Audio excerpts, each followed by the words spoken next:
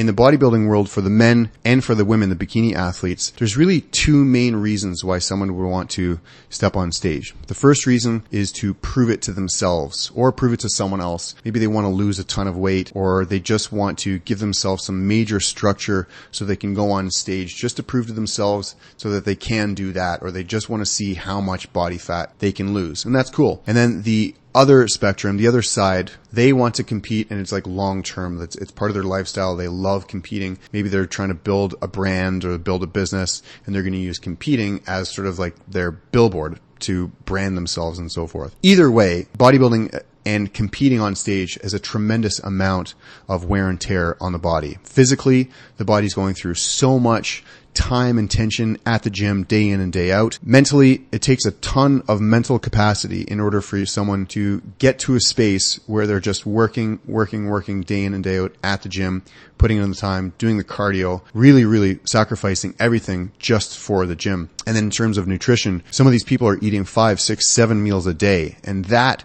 puts a major strain on the digestive process. The liver, the kidneys, the stomach, the pancreas, all of those have to work a tremendous amount in order to digest properly, in order to absorb all of the foods and the nutrition that they're trying to achieve. And then also mentally, like I said, there's a huge aspect of being able to control and recognize the body's going through a major transformation so much that it's not really real anymore. Like to achieve such a low body fat percentage and maintain that, we know that it's very difficult. Not a lot of people can maintain that all year long. When people start to fall in love with that idea or that image of themselves, and when it comes time to rebounding or going back to off season or going back to real life, they have a real tough time.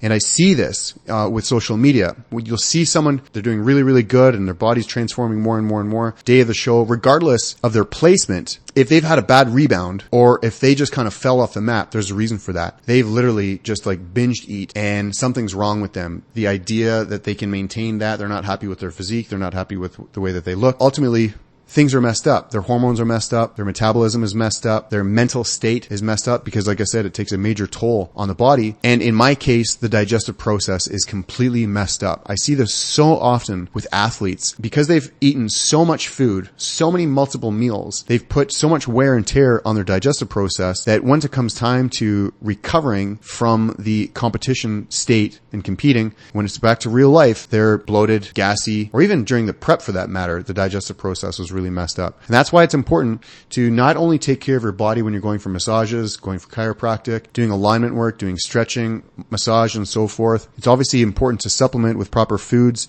and supplementation, but at the same time, you need to allow the digestive process to rest and recover.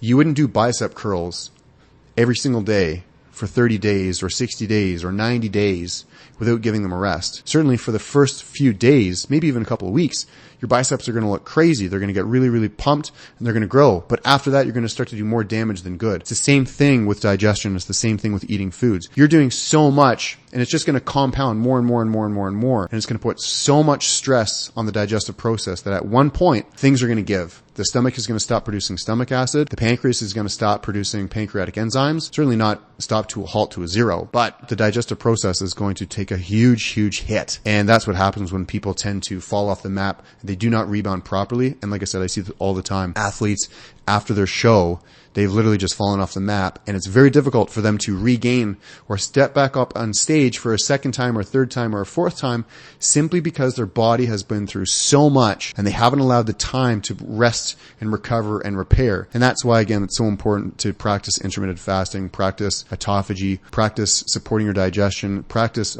fasting away from foods for a certain amount of time, doing a cleanse, doing a detox, because when the body is in a clean state, then the body can sort of regenerate and it can get bigger and better for the next time. So I just wanted to say that and share that, because if you're a bodybuilder or if you're a bikini athlete and you've gone through the trenches and now it comes time to taking a proper, legitimate off season and allowing your body to recover, it's absolutely paramount to allow the whole digestive process to recover as well. Give it the time that it needs. Allow those cells to sort of regenerate from the old to the new so that your body is in a better place to compete for the next time around.